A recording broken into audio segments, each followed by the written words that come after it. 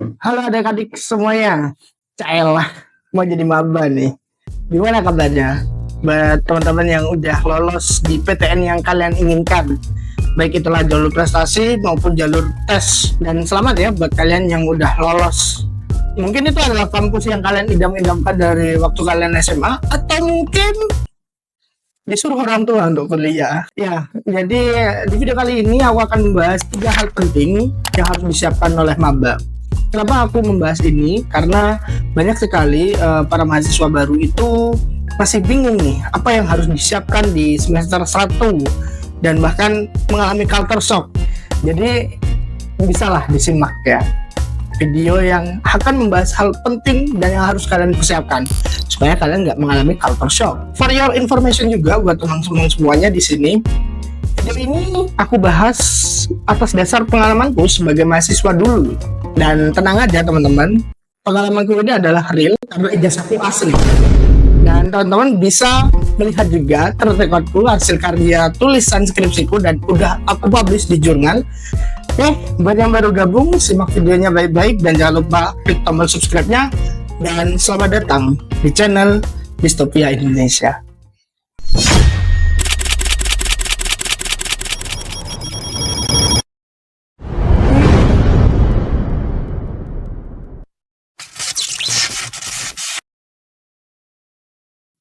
Oke, jadi teman-teman, hal yang paling mendasar dan paling utama adalah teman-teman harus menentukan visinya dulu dan juga membentuk mindset kalian pada saat kalian ingin kuliah, teman-teman.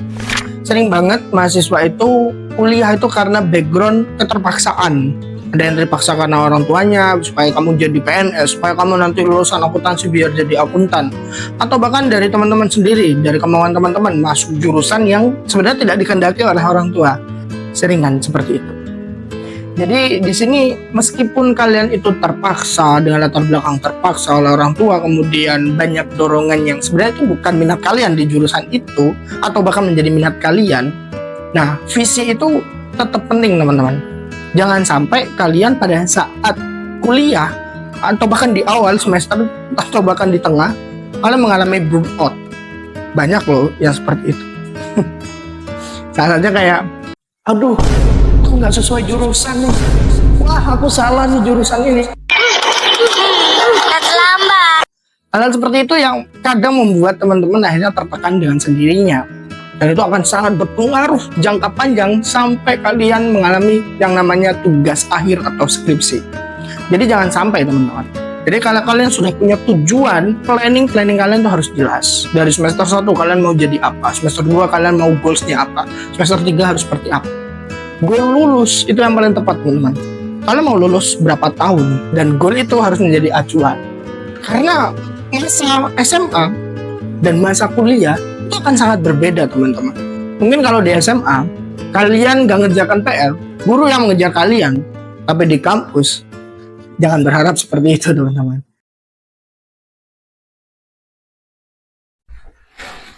Oke, jadi yang kedua yaitu kalian harus memahami yang namanya sistem kampus teman-teman. Sistem kampus itu semacam birokrasi, dan mungkin buat kalian yang nggak paham tentang birokrasi itu adalah sebuah sistem dari struktur yang ada di kampus. Banyak sekali yang mengatakan bahwasanya kampus itu adalah miniatur negara teman-teman. Apa itu miniatur negara teman-teman? Jadi miniatur negara itu kurang lebihnya ya tatanan negara tapi dalam lingkup yang kecil. Yang itu terjadi pada kampus. Artinya struktur di perguruan tinggi itu jauh lebih kompleks daripada struktur sekolah. Dan kenapa kalian harus memahami sistem kampus? Karena kalian harus tahu teman-teman, tugas setiap tupoksi dari setiap lini jabatan-jabatan yang ada di kampus. Nah, terus apa mas hubungannya? Kenapa kita harus paham dengan itu? Ya karena kalian akan butuh dengan namanya staf fakultas, staf universitas, kalian itu akan butuh. Seapatis-apatisnya kalian terserah, kalian mau apatis, mau bodo amat dengan sistem kampus, tapi kalian akan menyesal nanti ketika kalian ada di semester akhir. Kenapa? Karena banyak administrasi yang harus diurus. Contohnya, sering banyak mahasiswa itu nggak paham alurnya itu harus kemana dulu, harus ngurusin yang mana dulu, dan sering kali ini terjadi sampai mahasiswa akhir. Makanya saya tuh kadang kasihan gitu teman-teman sama mahasiswa akhir, dan dia sudah menanamkan keapatisan dari sistem kampus gitu kan. Akhirnya apa? Waktunya dia ngurus sidang atau seminar proposal, dia akan tertinggal tuh dengan orang-orang yang sudah paham dengan alur itu. Loh mas, tapi kan masih ada temanku yang bisa bantu. Kalau temanmu sudah lulus duluan gimana coy?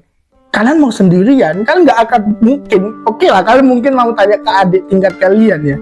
Tapi kan pasti malu gitu kan. Jadi pelajari dari awal gitu. Meskipun kalian nggak harus nggak harus selalu SKSD gitu kan. Biasanya maba-maba itu kan sering caper, cari nama di mana-mana gitu kan.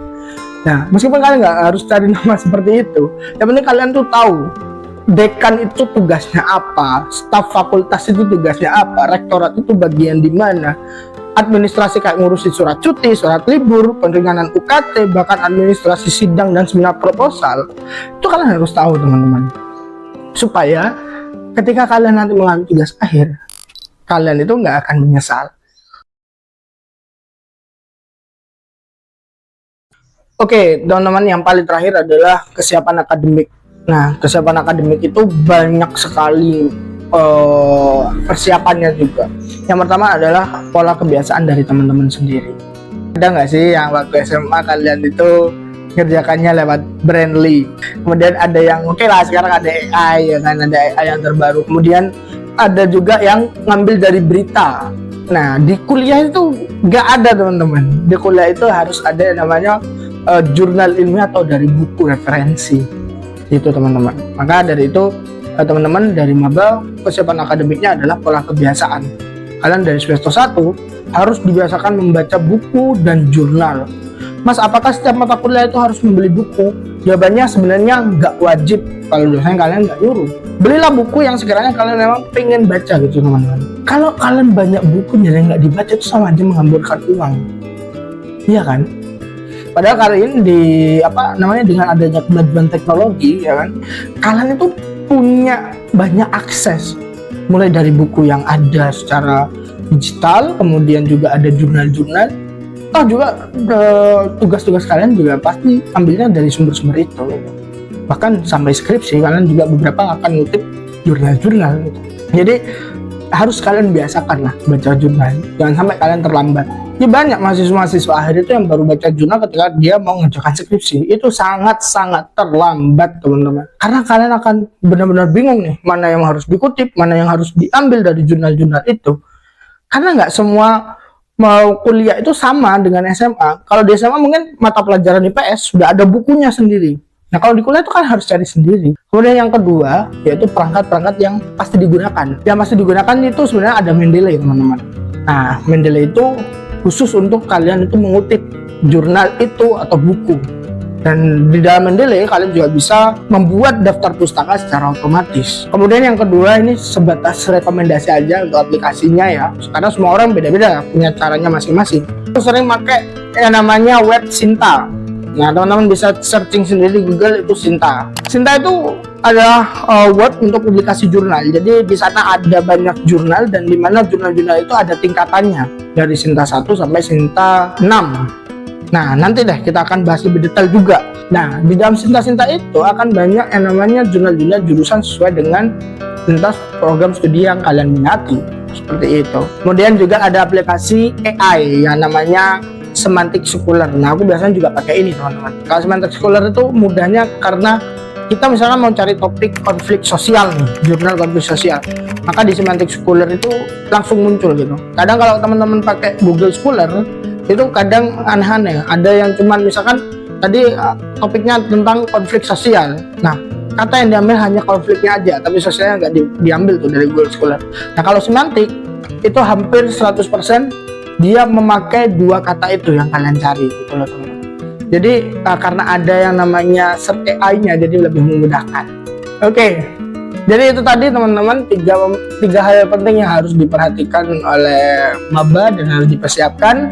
Dan jika video ini memang benar-benar bermanfaat, tolonglah di subscribe dan diklik tombol loncengnya supaya kalian terus update video terbaru dari channel Distopia Indonesia. Oke, terima kasih semuanya, dan saya Aditya Eka Saputra, Pergito Ergosum, dan see ya.